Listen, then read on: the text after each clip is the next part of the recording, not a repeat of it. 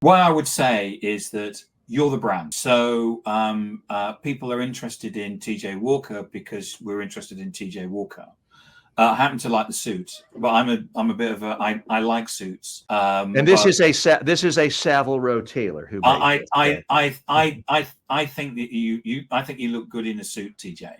And so one of the things that I would say is that people don't like funnels. We've all been in that situation where we've gone to a website and we've given our email, and immediately our phones rung with somebody basically trying to sell us something. Or we're on this email and we can't get rid of it and it just keeps appearing. And so none of us like that. But of course, what we do is when we think that whenever we need to move to something to market, we need to be doing that. Mm-hmm. Certainly in Europe, nobody, the only place that does funnels is North America. Nobody does it in Europe. Mm-hmm. So if you're trying to sell into Europe, it's a massive, people just don't do that in Europe. I think it's just what happens. If I could get one point of clarification, I don't disagree with anything you've said. Is it instantly too funnily if you say, I want your email before I give you this thing of value? Can you ask it one time to give something of perceived value, or is even that too much of an ask? What if you think I can go to LinkedIn and I can look at, so for example, the people that are watching this on my LinkedIn profile, I'm not asking for any emails. Mm-hmm. What will happen is that Elizabeth is going to basically like and has commented on this, and I know who Elizabeth is because she's liked or commented on my LinkedIn post. So if I want to, I now can go and look at Elizabeth's LinkedIn profile. If she's a ideal customer profile for me, I probably will try and build connect to her so she's in my network. And then maybe I may be trying to get a conversation with her. One of the things about websites you need to be aware about is that what you're doing is that most people now are in LinkedIn, are on social media. As soon as you say go to my website, what you're doing is that you're sending them to something else. So if you think about Facebook, LinkedIn, they're all walled gardens. And they don't like you sending anyone. They don't like you sending you to other, but in a way, from a psychology perspective, neither does the buyer. The buyer actually likes stuff within the walled gardens. So you just need to be.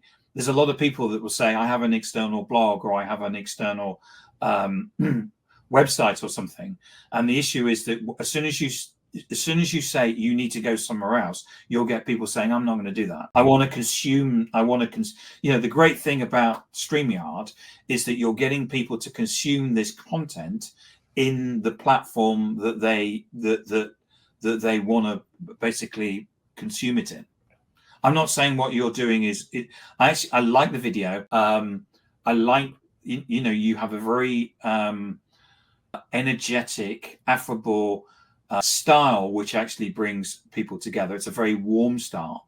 We know that you're selling, but we had the cheat sheet is people go, oh yeah, I never thought about that. That's a really and so what you've immediately done is given them an idea, and we know that because we've had at least one person, Elizabeth, say, I like the cheat sheet hook. Mm-hmm. And she's also said, yes, give me one thing to look at, one thing to click. Exactly. Yeah. So I'm all in favor of, I buy into your concept of keep people on a site, give them value there. I currently post about 100 different pieces of video content on a month on every social media platform. Wow. The video you just saw is available for free. You don't have to give an email if you find it on my YouTube channel, if you find it on YouTube. But what I am trying to figure out is with putting out all this content, maybe I don't do it on every video. Maybe every 10th video I say, hey, join me for my free masterclass. Go to tjwalker.com, where it's taking them to one place where they can learn about these other things. Because I kind of, to my knowledge, I'm giving away more free, high quality content about communication skills than anyone in the world, or at least in the English speaking world. So if someone wants free stuff, I kind of feel like I'm doing that. So kind of back to the Gary Vaynerchuk jab, jab, jab, jab. What is it? 8 jabs and 1 right hook. I'm giving an awful lot out there for free. Here's one time when I'm sort of asking you, give me a name and email so we can maybe take this and I can make you aware of these other things I'm doing that might not have occurred to you. Do you still think I'm on the wrong track, or what would you do if you were me? No, I don't think that you're on the wrong track. I think that that there's nothing wrong. People know that you're trying to sell something, and there's nothing wrong in doing what you're saying, which is that what I'm going to do is I'm going to give you a piece of value. So what I'm going to do is I'm going to show you about the cheat sheet hook, and then at the end of the video, say, if you want to know more, give me your email. And people will decide at that point whether they want to do that or not. They know what's coming. I think probably you need to say, if you give me your email, I'm not going to sell it, or throw lots of emails at you. But there's nothing wrong with having a video and then having some call to action at the end and saying, fill in the email. But if you've got a number of videos where you say, here's my cheat sheet, here's something else, it's good stuff.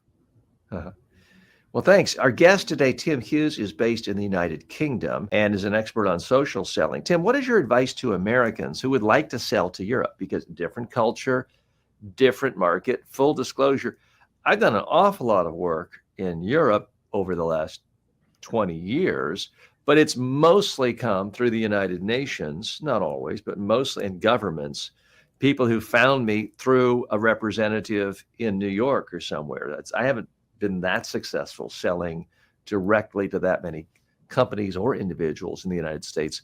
What do you think people who are Americans, think about if they're trying to expand into Europe?